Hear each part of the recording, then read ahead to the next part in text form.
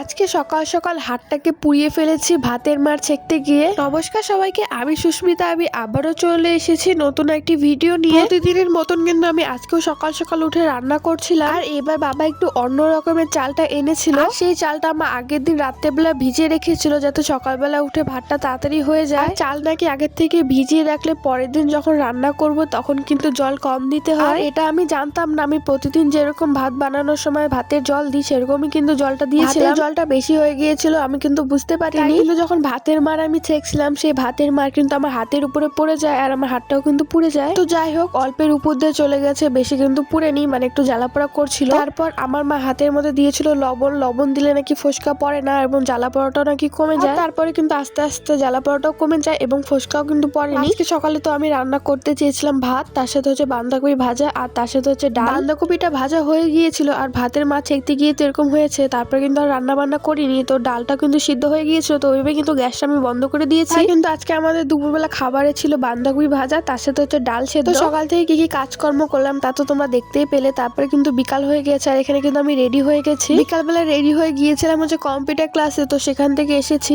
আসার পরে সন্ধ্যাবেলা মার সাথে গিয়েছিলাম বাজারে, কিছু একটা খেতে ইচ্ছা করছিল। তো প্রথমে ভাবলাম যে চাউমিনই খাই, কিন্তু তারপর দেখলাম মোমো আছে, তো তাই কিন্তু মোমো নিয়ে এসেছিলাম বাড়িতে। আমাদের পাড়ায় কিন্তু প্রতিদিনই বাজার বসে, তো মা কিন্তু বাজারেও ঢুকেছিল। সেখান থেকে কিছু বাজার টাজার করে তারপর দেখো এখানে কিন্তু আমরা চলে এসেছি বাড়িতে। বাড়িতে এসে তো এখানে বসে পড়েছি মোমো খাওয়ার জন্য। মোমোর মধ্যে সব সস গুলো একসাথে দিয়েছিল, তাই কিন্তু এখান থেকে কিছুটা মোমো তুলে রাখলাম দাদার জন্য। বাদ বাকিটা কিন্তু আমি খেয়েছিলাম। তো মোমো টোমো খাওয়ার পর এখানে তো মা বললো যে তেলগুলো ঢেলে দিতে। যেহেতু আজকে আমি হাতটা পুড়িয়ে ফেলেছি তাই কিন্তু আমি সারাদিন কোনো রান্না বান্না করিনি বা করবো না আজকে, তাই কিন্তু রাত্রেবেলা রান্নাটা মা করবে। তো দেখো এখানে কিন্তু একটা বোতলে ঢেলেছিলাম সাদা তেল, আরটাতে ঢেলেছিলাম হচ্ছে সরিষা তেল। ঢালা হয়ে গেলে এখানে বসে পড়েছি আমি সবজিগুলোকে ধোয়ার জন্য, তারপরে কিন্তু ধুয়ে ধুয়ে কাটবো। আজকে রাতে মা রান্না করবে হচ্ছে ভেন্ডির চচ্চড়ি, তার সাথে যে ডালটা সকালবেলা সিদ্ধ করে রেখেছি, তো সেই ডালটা কিন্তু এখানে ফোড়ন দিয়ে দিয়েছে। এগুলো দিয়ে কিন্তু রাত্রেবেলা আজকে আমরা খাওয়া দাওয়া করবো। তো তোমাদের এই ভিডিওটা কেমন লাগলো জানিও।